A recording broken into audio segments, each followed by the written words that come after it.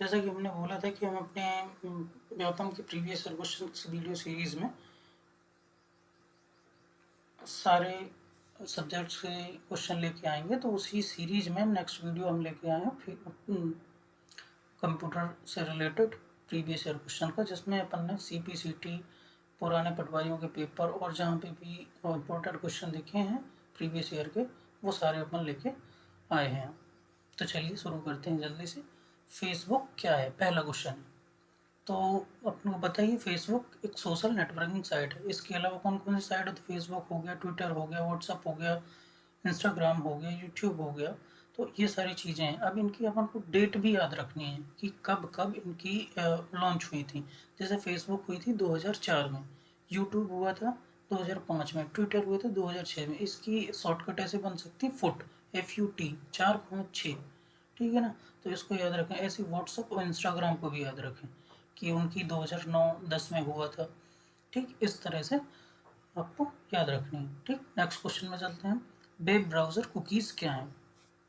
Web browser cookies, web browser जैसे web browser क्या है? एक एप्लीकेशन सॉफ्टवेयर है। ठीक है, और कुकीज़ क्या है? कुकीज़ एक छोटा सा मैसेज होता है, संदेश होता है, जो कि वेब सर्वर द्वारा वेब ब्राउज़र को भेजा जाता है। ठीक है, तो इस तरह से वेब ब्राउज़र कुकीज़ क्या है? ये एक छोटी सी फाइल है, इसमें यूज़र ब्राउजिंग डेटा होता है। ठीक है, नेक्स्ट क्वेश्चन में चलते हैं। वीडियो फाइलें किस फॉर्मेट में उपलब्ध होती हैं? तो ये फॉर्मेट ऑडियो, वीडियो, इमेजेस, ये सारे फॉर्मेट आपको इनके फुल फॉर्म याद रख लेने, तभी आप याद कर पाएंगे, इनको अलग से पढ़ पाएंगे। जैसे AVI का फुल फॉर्म, AVI होता है ऑडियो वीडियो इंटरफेस। अब ये यदि फुल फॉर्म आपको पता होगा तो आप आसानी से इसको कनेक्ट कर लेंगे। इसी तरह JPG, JPG की कई बार आप यहाँ पे JPEG भी लिखा आ सकता है, JPEG। तो इसका फुल फॉर्म होता है joint photographic expert group. JPEG या JPG, ये दोनों एक ही चीज़ है, इनमें कंफ्यूज नहीं होना। इसी प्रकार PNG, PDF, इसी इन सब के फुल फॉर्म आपको लिख के रख लेने हैं। ठीक है, अब नेक्स्ट क्वेश्चन पे चलते हैं अपन। MS एक्सेल में वर्कशीट में सभी रो और कॉलम को सेलेक्ट करने के लिए कौन सी कुंजी का उपयोग किया जाता है? तो इसमें Ctrl+A का यूज़ करते हैं। इसी प्रकार आप MS एक्सेल के सभी शॉर्टकट कीज़ को याद करके रख लें। सारी शॉर्टकट कीज़ मतलब कि जो इम्पोर्टेंट 8-10 कीज़ ही होती हैं MS एक्सेल में, MS पावर पॉइंट में भी और वर्ड में भी। तो इनकी सभी की इम्पोर्टेंट कीज़ आप याद करके रख लें, क्योंकि होती तो कीज़ बहुत हैं, 40-50, लेकिन कोई मतलब नहीं है। इम्पोर्टेंट देखें और जो याद रख सकें उनको करके रखें। जैसे Ctrl+W वर्कबुक बंद करना, है ना, और बोल्ड, इटैलिक, अंडरलाइन, ये सारी कीज़ होती हैं। इसी प्रकार Ctrl+A, तो उसमें समस्त वर्कशीट चुनी जाती हैं। और क्या है, एक Ctrl+W अपन यूज़ कर लेंगे कि वर्कबुक को बंद करने में। ठीक है, तो इस तरह से आप इनकी शॉर्टकट कीज याद कर रख लें, लिख के रख लें और उनको रिवीजन करते रहें। एक MS वर्ड डॉक्यूमेंट में टेक्स्ट या स्थितियों का नाम निरूपण कहलाता है। नेक्स्ट क्वेश्चन है, एक MS वर्ड डॉक्यूमेंट में टेक्स्ट या स्थितियों का नाम निरूपण कहलाता है। तो इनके ऑप्शन देखें, वर्ड काउंट, नामक शब्द, क्रॉस रेफरेंस, बुकमार्क। आसानी से आपको समझ में आ जाएगा कि बुकमार्क है। ठीक है, नेक्स्ट क्वेश्चन में चलते हैं। इमेज, ये इमेज देखिए, ये क्वेश्चन इस तरह की भी कर देता है फॉर्मेट क्वेश्चन का। आउटलुक में नीचे दी गई इमेज में किस प्रकार के मेल पाए जाते हैं? अभी आउटलुक है, एक मेलिंग साइट है, मेल अपन भेजते हैं। तो इसका आंसर देखिए, आपके द्वारा भेजे गए मेल।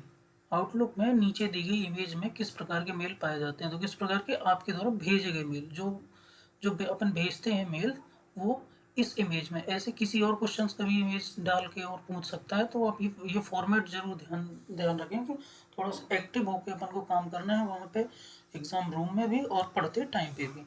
ठीक है, नेक्स्ट क्वेश्चन में चलते हैं। वेबसाइट एड्रेस ये .google.com में कॉम का अर्थ किसके लिए होता है? ये सभी को पता होगा, क्योंकि सब बेसिक चीज़ है ये। जब अपन पढ़ना शुरू करते हैं सबसे पहले बेसिक चीज़ यही है, .com, .in, है ना, .edu, ये सारी चीज़ें। तो डॉट कॉम कमर्शियल मतलब फुल फॉर्म्स का, कमर्शियल मतलब वाणिज्यिक, ठीक है। और इसी प्रकार डॉट edu आएगा तो एजुकेशन डॉट इन मतलब इंडिया। इस तरह सब आप याद करके रख लें इनकी फॉर्म्स को। नेक्स्ट क्वेश्चन में निम्न में से क्या सेंट्रल प्रोसेसिंग यूनिट का भाग है? तो सेंट्रल प्रोसेसिंग यूनिट सीपीयू का भाग देख लीजिए। ऑप्शन देखिए, स्कैनर, कीबोर्ड, माउस, ये सारे आउटपुट डिवाइस हैं। तो कौन सा? ALU arithmetic logic unit, simple सा। इसलिए आप थोड़ा सा एलिमिनेशन टेक्निक बहुत उपयोग में आएगी, आप इसको बहुत ध्यान से करते चलें और बिल्कुल भी घबराएं नहीं। आसानी से क्वेश्चन होंगे इसके भी, ज़्यादा टफ नहीं रहते हैं। एमएस वर्ड में 2007 में कैरेक्टर्स में फॉर्मेट कॉपी करने के लिए किस आइकन का उपयोग किया जाता है? एमएस वर्ड 2007 में, ठीक है ना। स्पेशली 2007 एमएस वर्ड से ही ज़्यादा क्वेश्चन पूछता है। यदि वर्ड में पूछेगा तो 2007 से ही पूछता है, ठीक है। तो उसकी शॉर्टकट कीज़ को देख लें। अच्छा, इनमें ये ज़रूर देख लें कि एमएस वर्ड एक्सेल में जो ये बार होते हैं, टूल बार, टाइटल बार हो गया, मेन्यू बार हो गया, फॉर्मूला बार हो गया, टूल बार हो गया, इनको ज़रूर याद करके रखें, क्योंकि हो सकता है उसी टाइप की इमेज दे दे और वहाँ पे ऊपर बॉक्स बना के पूछ ले ये कौन सा बार होता है, formula bar, tool bar, menu bar, इस तरह से ये। या फिर नीचे जो अपन स्क्रीन के नीचे नीचे जो शॉर्टकट्स रखे रहते हैं उसको कौन सा बार बोलते हैं, इस तरह से वो कुछ भी पूछ सकता है। और ये पूछ लेता है कि एडिट बटन कौन से बार में आता है, पेंट बटन कौन से बार में आता है। ये सारी चीज़ें आप देख लें, उनको एक एक बार देख लेंगे। यदि आपके पास सिस्टम है तो उसमें देख लें तो आसानी से हो जाता है, एक ही बार देखने में आपको याद रह जाएगा फिर। तो इसका क्या हुआ? फॉर्मेट पेंटर, पेंटर वाले फॉर्मेट में इसका कॉपी करने के लिए। ये जैसे कॉपी, इसमें पूछ लिया कॉपी का, ऐसे यही सब पूछ सकते हैं। कॉपी करने का, सेव करने का, कहाँ पे कौन सा ऑप्शन आता है, तो ये पेंटर वाले फॉर्मेट में इसका ऑप्शन आता है, ठीक है। नेक्स्ट क्वेश्चन में चलते हैं। एमएस वर्ड में रीडो के लिए किस आइकन का उपयोग किया जाता है? देखिए अब यहाँ पे आइकन बना के दे दिया है, यहाँ पे शॉर्टकट कीज नहीं दिए हैं उन्होंने, ठीक है। तो आइकन आपको पता है ये है। और इसके लिए रीडो के लिए कौन सी कीज, कौन सी? कंट्रोल जेड यूज़ की जाती है। ऐसी अंडो के लिए कौन सी? कंट्रोल वाई यूज़ की जाती है। पता ही है कि किस किस काम में आते हैं अंडो, रीडो, ठीक है ना। जो अपन ने कोई एक्शन किया और फिर से उसको वहीं पे लाना है और या फिर नहीं लाना है, इन सब चीज़ों के लिए अंडो, रीडो। तो इनको याद कर लें और इनमें कंफ्यूज नहीं हो। भले चाहे आपको ट्रिक बनानी पड़े, कुछ ना कुछ शॉर्टकट ट्रिक तो वो बना लें, लेकिन कंफ्यूज नहीं हो बिल्कुल, ठीक। नेक्स्ट क्वेश्चन में चलते हैं। एमएस वर्ड 2007 डॉक्यूमेंट्स में हेल्प विंडो खोलने के लिए कौन सी कुंजी दबाई जाती है? तो ये हेल्प विंडो के लिए F1 की दबाई जाती है। इसी प्रकार अन्य की एमएस वर्ड 2007 में देखिए, यहाँ पे 2007 का ही क्वेश्चन पूछा उन्होंने एमएस वर्ड में, तो उसकी की शॉर्टकट कीज आप देख लें। एफ जैसे F1 है, इसमें हेल्प के लिए हो गई, ठीक है। इसी तरह F2 जो है रीनेम के लिए होती है, F3 सर्च ऑप्शन के लिए होती है। तो ऐसे करके आप ये इनकी फंक्शनल कीज, शॉर्टकट और जो भी है इम्पोर्टेंट कीज़ हैं उनके सबके याद करके रख लें, लिख लें। इनको बार बार देखते जाएं, दिन में 2 बार, 3 बार, 4 बार इनको देखें, ताकि ये शॉर्टकट कीज याद हो ही जाए। क्योंकि इनमें 2, 3, 4 क्वेश्चन भी इसने डाल दिए ना, तो ये एक बड़ा ब्लंडर हो जाएगा यदि आपने याद नहीं की तो, ठीक है। तो इनको याद कर ही लें। नेक्स्ट क्वेश्चन में आते हैं। इसमें से विषम ज्ञात कीजिए। विषम देखते हैं ऑप्शन, जावा, सी प्लस, ये तीनों लैंग्वेज, लाइनक्स ये नहीं है, ठीक है। तो आसानी से ये समझ में आ जाता है कि लाइनक्स क्या है और इसमें से विषम है, ठीक है। MS word, next question. MS word 2007 में मार्जिन और पैराग्राफ के आरंभ में छूटा हुआ अंतराल। अच्छा, यहाँ लाइनक्स की भी कुछ शॉर्टकट कीज होती हैं, वो भी आप चाहें तो देख सकते हैं, ठीक है। क्योंकि वो पूछने के लिए पूछ सकता है, कुछ ऐसा वो नहीं है। यदि थोड़ा सा टफ करना है किसी क्वेश्चन को तो वो 2-3 कीज ही हैं, वो भी याद कर लें, इम्पोर्टेंट, ठीक है। तो ये आपकी मर्जी के हिसाब से। नेक्स्ट क्वेश्चन में एमएस वर्ड 2007 में, यहाँ पे भी 2007 का ही वर्ड का क्वेश्चन पूछा। मार्जिन और पैराग्राफ के आरंभ में मध्य में छूटा हुआ अंतराल क्या कहलाता है? तो ये इंडेंटेशन कहलाता है, ठीक है। पैराग्राफ के आरंभ और मध्य में छूटा हुआ अंतराल जो होता है, गैप, उसको बोलते हैं इंडेंटेशन। नेक्स्ट क्वेश्चन में, कंप्यूटर माउस किस प्रकार का यंत्र है? अब पता ही है सभी को, आउटपुट इनपुट डिवाइस, ये सारी याद करके रख लें, कौन कौन सी इनपुट डिवाइस हैं, कौन कौन सी आउटपुट डिवाइस हैं, ठीक है, इस तरह। क्योंकि वो क्वेश्चन ये भी पूछ सकते हैं इनमें से कौन सी आउटपुट है, कौन सी इनपुट डिवाइस है, तो ये याद कर लें, इनमें कंफ्यूज बिल्कुल नहीं है, बहुत ही बेसिक क्वेश्चन है। ये सरल क्वेश्चन यदि गलत हो जाएंगे तो फिर आप लिस्ट से बाहर ही हो जाएंगे, इसलिए ये तो गलत करने ही नहीं है। एक संसाधनों और डेटा को समझने साझा करने के लिए कई कंप्यूटरों से जुड़ा हुआ अब क्या कहलाता है? नेटवर्क। सिंपल है, इंटरनेट होगा नहीं, इंटरनेट अपन सर्फिंग ब्राउजर के लिए, बैकबोन हाइपरलिंक नेटवर्क नेट से ही संबंधित है, देख लीजिए, नेटवर्क सिंपल है। तो ऑप्शन देख के भी आप आसानी से कर सकते हैं इसको। चलिए नेक्स्ट क्वेश्चन में चलते हैं। कंप्यूटर एक, अब पता ही है अपने को कंप्यूटर क्या है ना? तो कंप्यूटर एक इलेक्ट्रॉनिक डिवाइस है। क्या है? Electronic device. अब नेक्स्ट, एमएस एक्सेल में सेल कंटेंट को एडिट करने के लिए निम्न में से कौन सी सही विधि नहीं है? एमएस एक्सेल में, तो एक्सेल की शॉर्टकट कीज, यदि देखिए कितने क्वेश्चन शॉर्टकट कीज से आए हुए हैं एमएस एक्सेल में, घुमा फिरा के शॉर्टकट कीज पूछ ही लेता हो। एमएस एक्सेल में सेल कंटेंट को एडिट करने के लिए निम्न में से कौन सी सही विधि नहीं है? अब ये सारी विधियां बदल दे, F2 कुंजी दबाना, अल्ट कुंजी दबाना, सेल में डबल क्लिक करना, कंट्रोल कुंजी दबाना। तो यदि आपने एमएस एक्सेल को खोल के देखा है और उसमें उसके फंक्शन खोल के देखना, फिर उसके बाद आप उसको फंक्शंस को याद करना, आसानी से हो जाएगा। तो इसका आंसर है अल्ट कुंजी दबाना, ठीक है। जीबी का विस्तृत रूप क्या है? अब ये मेमोरी का रूप है, मेमोरी की वो है एक यूनिट है, तो जीबी गीगाबाइट, इसी तरह सारी याद करके रख लें आप, है ना, शुरू से लेके निबल, बाइट, केबी, एमबी, जीबी, टीबी, लास्ट तक वाली चाहे इनकी शॉर्टकट बनाना पड़े, जैसे टीबी के बाद अपन शॉर्टकट एक बना देते हैं page, PEG, petabyte, exabyte, zettabyte, ठीक है। तो इनको याद कर रखें। जैसे निबल है, निबल क्या होता है? 4 बिट, और बाइट क्या होता है? 8 बिट। तो एक घुमा फिरा के भी क्वेश्चन पूछ सकता है कि बाइट, एक बाइट कितने, 2 निबल के बराबर होता है। इस तरह केबी हो गया 1024 बाइट एक केबी, एमबी फिर 1024 में ही चलती जाती है सीरीज पूरी, केबी, एमबी, जीबी, टीबी, पेटाबाइट, इस तरह से, ठीक है। तो फिर नेक्स्ट क्वेश्चन में चलते हैं। एमएस एक्सेल 2007 में सेल में लंबे टेक्स्ट को अनेक लाइनों में विभाजित किया जा सकता है। आप ऐसा किस चीज़ के माध्यम से कर सकते हैं? तो हम ये भी वही है कि होम टैब में रैप टेक्स्ट पर क्लिक करके, ठीक है। ये सब वही है, यदि आपने थोड़ा सा भी उस पे वर्क कर लिया है एक्सेल पे, आप ये चीज़ें सब कुछ समझ जाएंगे और याद भी रह जाएंगी, ठीक है। नेक्स्ट क्वेश्चन है, कौन सा वायरस कंप्यूटर मेमोरी को एक्सेस कर सकता है और एक पेलोड वितरित होने तक निष्क्रिय रहता है? पेलोड वितरित होने तक निष्क्रिय रहता है और कंप्यूटर मेमोरी को एक्सेस कर सकता है। तो कंप्यूटर मेमोरी को एक्सेस कर सकने वाला और पेलोड वितरित होने तक निष्क्रिय रहने वाला वायरस रेजिडेंट वायरस है। अब इनके ऑप्शन देखें और फिर आसानी से इसको टिक कर सकते हैं। नेक्स्ट क्वेश्चन है, कौन सा कमांड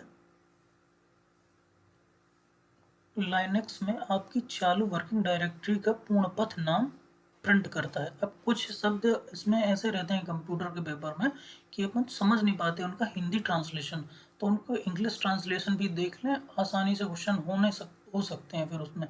अब एब्सोल्यूट पाथ नेम है ना, देखिए यहाँ पे चालू वर्किंग डायरेक्टरी का पूर्ण पथ नाम, और यहाँ इंग्लिश में सामान्य दिख रहा है एब्सोल्यूट पाथ नेम, तो इसकी डायरेक्टरी का क्या नाम? PWD। अब इनकी डायरेक्टरी मतलब कि इसमें ऐसा है कि इनकी ये शॉर्टकट्स हैं, इनको भी कुछ लाइनेक्स के, मैंने बोला था जैसे कि लाइनेक्स के भी कुछ चाहें तो अपन 2-4 याद कर सकते हैं। ये आ गया वही क्वेश्चन है, लाइनेक्स की डायरेक्टरी का शॉर्टकट क्या? PWD, आंसर ये है। तो इनको भी कुछ याद कर लें आप, लाइनेक्स में 4 से शॉर्टकट कीज, तो ये यदि इनके क्वेश्चन आते हैं लाइनक्स के तो आप आसानी से कर पाएंगे। एसक्यूएल का पूर्ण रूप क्या है? एसक्यूएल देखिए, स्ट्रक्चर क्वेरी लैंग्वेज, ये आपको पता ही है भाषा में, ये आप पढ़ चुके होंगे। और यदि वहाँ पे नहीं है तो फिर यहाँ पे ऑप्शन देख के भी आप कर सकते हैं, स्ट्रक्चर क्वेरी लैंग्वेज। अब नेक्स्ट क्वेश्चन है, MS एक्सेल में कौन सा फंक्शन टेक्स्ट फॉर्मेट में एक तारीख को एक सीरियल नंबर में बदलता है जिसे MS एक्सेल एक तारीख के रूप में पहचानता है? तो क्या है, मतलब टेक्स्ट फॉर्मेट में एक तारीख को एक सीरियल नंबर में बदलता है, तो ये कौन है? ऑप्शन डेट वैल्यू, ठीक है, जो कि तारीख को एक सीरियल नंबर में बदल देता है, डेट वैल्यू, ठीक।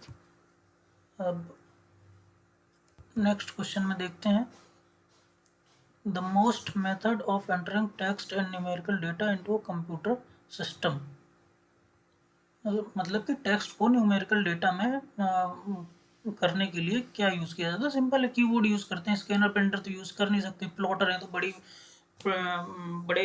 प्रिंट निकालने के लिए प्लॉटर का उपयोग किया जाता है, स्कैनर प्रिंटर पता ही है आपको, कीबोर्ड का उपयोग करेंगे किसी टेक्स्ट को न्यूमेरिकल फॉर्म में डालने के लिए। इसी प्रकार नेक्स्ट क्वेश्चन पे चलते हैं, 1 MB लगभग कितने बराबर होता है? तो ये आपको मेमोरी की यूनिट्स याद करनी पड़ेंगी, बिल्कुल वो इसमें कोई भी कोताही नहीं बरती है, क्योंकि ये बहुत बेसिक क्वेश्चन होते हैं, इनकी गलती बर्दाश्त नहीं की जाएगी, तो आप इनको बिल्कुल याद करके रखिए। 1 MB कितना? 1 मिलियन बाइट्स के बराबर होते हैं, ठीक है।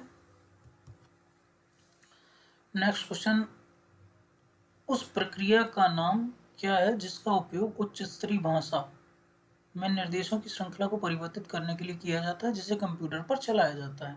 तो ये असेंबलिंग प्रक्रिया होती है। अब ये भाषा भाषा परिवर्तित करने वाली जो ये चीज़ें हैं, इनको याद करके रखें, असेंबलर, ठीक है, कंपाइलर, इंटरप्रेटर, इन सबको याद कर लें ताकि इनके क्वेश्चन आप कर पाएँ, बहुत इंपॉर्टेंट चीज़ें हैं ये। जैसे असेंबलर है तो असेंबली भाषा को मशीन भाषा में कन्वर्ट करने के लिए उपयोग किया जाता है। जैसे कंपाइलर है और तो कम उच्च स्तरीय भाषा को भी मशीन भाषा में कन्वर्ट करने के लिए कंपाइलर का उपयोग करते हैं। इसी प्रकार इंटरप्रेटर है, तो इंटरप्रेटर लगभग असेंबलर की जैसा ही होता है, बस उसमें थोड़ी सी ये चीज़ होती है कि उसमें हर बार सोर्स प्रोग्राम की ज़रूरत पड़ती है। ये करता वही है जो इंटरप्रेटर करता है कि उच्च असेंबली भाषा को मशीन भाषा में, लेकिन ये वो पूरा का पूरा पेश करता है, वो केवल एक कथन को इंटरप्रेट करता है इंटरप्रेटर, ठीक है। तो इनमें यही अंतर रहता है कि वो जो है इंटरप्रेटर, ये इसमें बार बार सोर्स प्रोग्राम की ज़रूरत पड़ती है, कोई ऑब्जेक्ट फॉर्म नहीं बनाता, ऑब्जेक्ट प्रोग्राम कोई सा नहीं बनाता है इंटरप्रेटर, जबकि असेंबलर जो है ऑब्जेक्ट प्रोग्राम बनाता है, उसमें सोर्स प्रोग्राम की ज़रूरत नहीं पड़ती है। तो इस प्रकार असेंबलर और इंटरप्रेटर में थोड़ा सा डिफरेंस होता है, और बाकी काम दोनों का एक ही लगभग जैसा है। तो ये हो गए असेंबलर, कंपाइलर और इंटरप्रेटर, और इनकी जो प्रोसेसिंग होती है उनको बोल देंगे कि असेंबलिंग, कंपाइलिंग, इस तरह, ठीक है। चलिए नेक्स्ट क्वेश्चन पे चलते हैं, ब्लू रे डिस्क किस प्रकार की डिस्क है? अब ये फिर आ गए अपन मेमोरी पे, ये ब्लू रे है, सेकेंडरी मेमोरी का टाइप है, आपको पता ही होंगी मेमोरी के प्रकार, प्राइमरी, सेकेंडरी मेमोरी, ठीक। अब मेमोरी में भी इनने पूछा ब्लू रे डिस्क, ठीक। सेकेंडरी मेमोरी में जैसे ऑप्टिकल डिस्क हो गया, मैग्नेटिक डिस्क हो गया, सॉलिड स्टेट डिस्क हो गया, ये प्रकार होते हैं। तो सेकेंडरी मेमोरी में इन सबको याद करेंगे तो आप बहुत आसानी से ये क्वेश्चन कर पाएंगे। तो ये जो ब्लू रे डिस्क होती है, ऑप्टिकल टाइप की डिस्क होती है। ऑप्टिकल टाइप की डिस्क में आते हैं CD, DVD, ब्लू रे डिस्क, ठीक है। ऐसे मैग्नेटिक में आते हैं हार्ड हार्ड हार्ड डिस्क जो होती है, फ्लॉपी डिस्क जो होती है, ये सब आते हैं मैग्नेटिक में, ठीक है। और सॉलिड स्टेट डिस्क में आते हैं पेन ड्राइव वगैरह। तो इनको याद करके रखें आप, ताकि ये टाइप के क्वेश्चंस जाने ना पाए। अब नेक्स्ट क्वेश्चन पे चलते हैं, एक मिश्रित बस जिसमें नियंत्रण रेखाएं पाई जाती हैं, ये रेखाएं क्रियाओं को पूरा करने के लिए विभिन्न इकाइयों को आदेश देती हैं। इसके साथ की स्थिति रेखाएं पाई जाती हैं जो बाहरी इकाइयों द्वारा CPU को भेजे जाने वाली स्थिति बिट्स का निरूपण करती हैं। इतना लंबा क्वेश्चन है, है ना, और पूरी इंग्लिश को ट्रांसलेट करके ये लोग दे देते हैं। बड़ी समस्या आती है बच्चों को पढ़ने में। तो इनको, हालांकि क्वेश्चन टफ नहीं है, लेकिन ये जो ट्रांसलेशन होता है ये इनको थोड़ा सा टफ बना देता है। आंसर कंट्रोल बस है, ठीक है, सीपीयू में कंट्रोल बस ही हो, पता ही है आपको। नेक्स्ट क्वेश्चन पे चलते हैं। नेक्स्ट क्वेश्चन क्या है, what is the role of R S pin in LCD. R S pin, LCD, ठीक है, एलसीडी एलईडी, इनको देख लें आप, इनकी फुल फॉर्म, ठीक है, जैसे एलईडी का हो गया लाइट एमिटिंग डायोड, एलसीडी का लिक्विड क्रिस्टल डिस्प्ले, ये चीज़ें देख लें, इनका उपयोग देख लें, ठीक है। अब ये जो पिन है ये काफ़ी अंदर का है क्वेश्चन, जैसे आर एस, एलसीडी में दो टाइप की पिन का उपयोग किया जाता है, are S pin, R W pin. Are S pin होती है रजिस्टर्ड सेलेक्टर, नाम है उसका full form. Are S pin का फुल फॉर्म है रजिस्टर सेलेक्टर। जैसे आर डब्ल्यू का होता है रीड राइट, ठीक है। इनको हल्का हल्का सा बेसिक देख लेंगे तो आप ऐसे क्वेश्चन कर पाएंगे, देख ही लें एलसीडी एलईडी, ठीक है।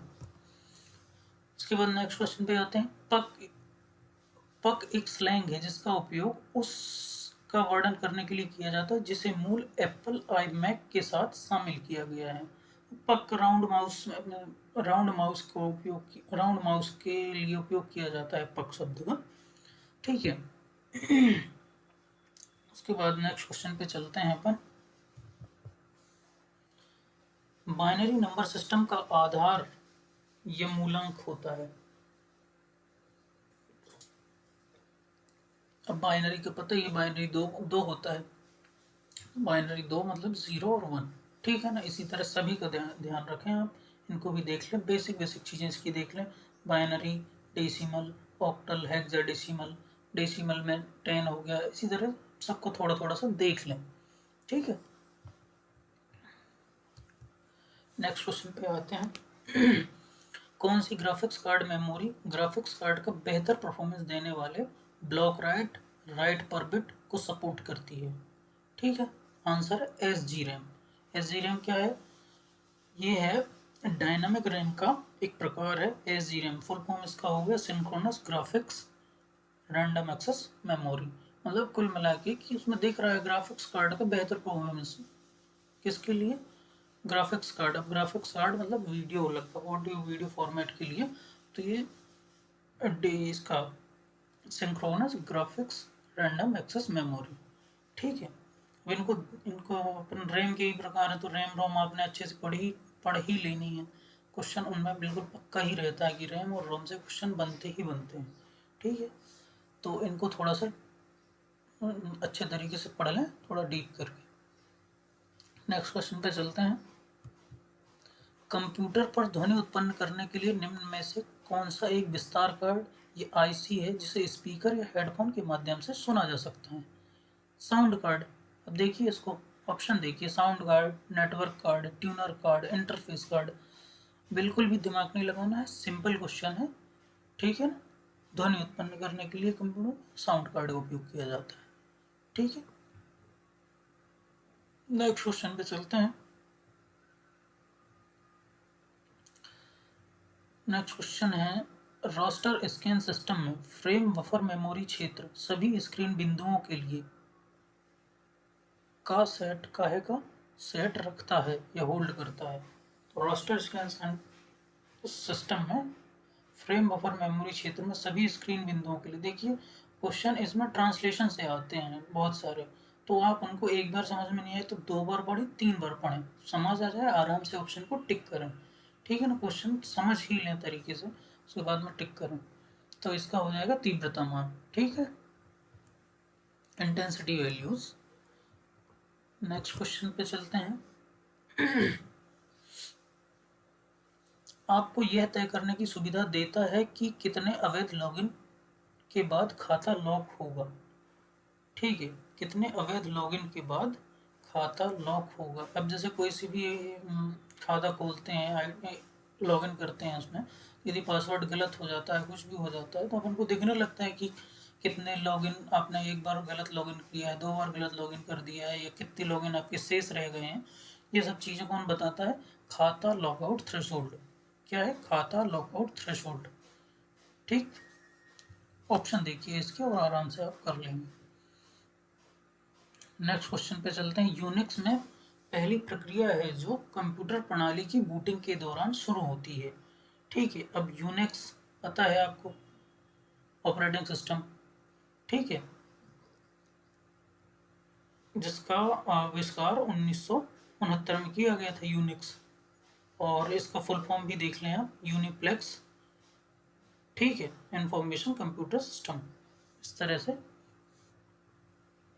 और इसमें क्या है, पहली प्रक्रिया है जो कंप्यूटर प्रणाली की बूटिंग के दौरान शुरू होती है, तो ग्रब, GRUB, ग्रब, ठीक है ना।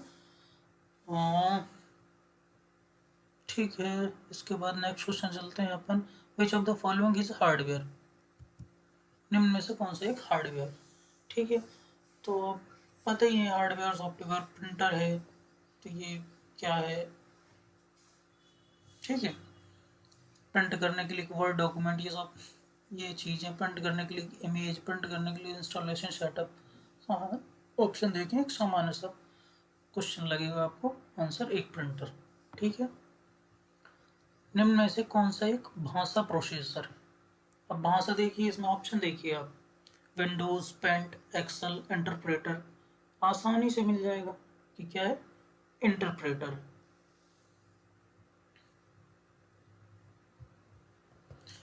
नेक्स्ट क्वेश्चन, समानांतर पोर्ट किसका भाग है?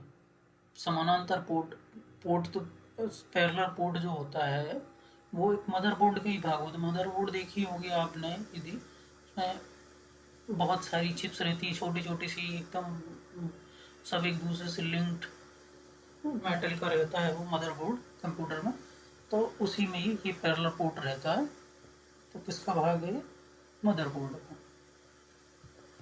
नेक्स्ट क्वेश्चन है, ऑफसेट प्रिंटिंग इस तथ्य पर आधारित है कि तेल और पानी आसानी से मिश्रित नहीं होते हैं। पता ही है, ऑफसेट प्रिंटिंग जो ये है, ये जिसमें प्रिंट होते हैं, तो इसका आंसर क्या होगा? तेल। अब नेक्स्ट क्वेश्चन, इम्पैक्ट और नॉन इम्पैक्ट प्रिंटरों के मध्य अंतर। देखिए, ये सीधा अंतर ही पूछ लिया उन्होंने। ठीक, अब इन प्रिंटर को आपको पढ़ना ही है, क्योंकि वो पूछता है प्रिंटर पे, बहुत इंपॉर्टेंट टॉपिक मानते हैं प्रिंटर को। इम्पैक्ट और नॉन इम्पैक्ट, ये तो उनके प्रकार पूछ लेगा, इनमें से कौन सा है, नहीं है, या फिर कुछ भी, या फिर उनकी क्वालिटी के बारे में कुछ पूछ लेगा, इस तरह से। तो याद करके रखना है कि प्रिंटर दो प्रकार के होते हैं, इम्पैक्ट और नॉन इम्पैक्ट। इम्पैक्ट प्रिंटरों में जैसे डेजी व्हील प्रिंटर हो गया, डॉट डॉट मैट्रिक्स प्रिंटर हो गया। इम्पैक्ट मतलब कि ठोकर लगती है, उसमें इम्पैक्ट आता है, जैसे टक टक करके वो टाइप होता है, इस तरह से इम्पैक्ट प्रिंटर कहलाते हैं। तो कौन कौन सा? डेजी व्हील और डॉट मैट्रिक्स। इस नॉन नॉन इम्पैक्ट प्रिंटर जो वर्तमान में ज़्यादा उपयोग किए जाते हैं, नॉन इम्पैक्ट है ना। तो नॉन इम्पैक्ट में लेज़र प्रिंटर हो गया, थर्मल प्रिंटर, इंकजेट, ये इस तरह के नॉन इम्पैक्ट होते हैं, जिसमें आपको आवाज़ ज़्यादा महसूस नहीं होती, आप आसानी से प्रिंट कर करके पूरा प्रिंट निकल के आ जाता है।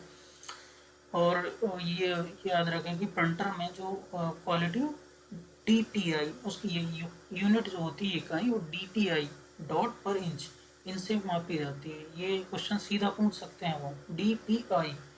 तो इससे क्वालिटी यूनिट है ये, क्वालिटी की उनकी प्रिंटर की। तो अब यहाँ पे इतना यदि आप पढ़ लेते हैं तो आसानी से ये क्वेश्चन कर पाएंगे। देखिए, इम्पैक्ट और नॉन इम्पैक्ट प्रिंटरों के मध्य क्या अंतर है? इम्पैक्ट प्रिंटर कागज से प्रत्यक्ष संपर्क रखता है, जबकि नॉन इम्पैक्ट प्रिंटर प्रत्यक्ष संपर्क नहीं रखता।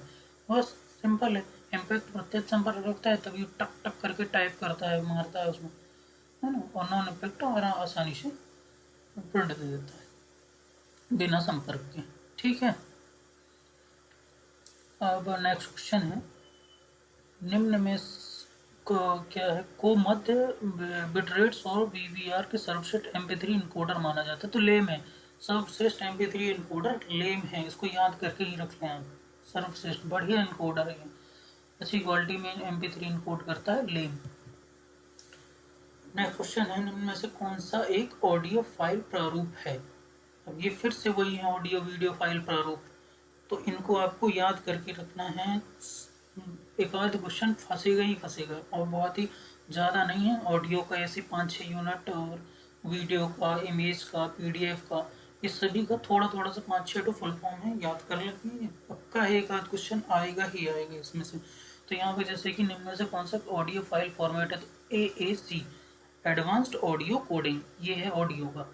आप ऑप्शन भी देखेंगे, कुछ भी किसी का एक आध अलग से भी आ जाएगा तो आपको याद रहेंगे कुछ। JPEG अपन ने पहले पढ़ा था, JPG या JPEG, तो JPG का जॉइंट फोटोग्राफिक एक्सपर्ट ग्रुप, ये तो पता ही है कि ये काहे का है। इमेज का हो गया AVI हो गया, इसी तरह से FLV तो हो गया फ्लैश वीडियो, है ना। FLV का फुल फॉर्म फ्लैश वीडियो हो गया, तो ये वीडियो के लिए हो गया। AVI हो गया ऑडियो वीडियो कन्वर्टर, तो ये दोनों वीडियो के हो गए, बीच वाला सेकंड नंबर के इमेज के लिए हो गया, और ऊपर का ऑडियो के लिए हो गया।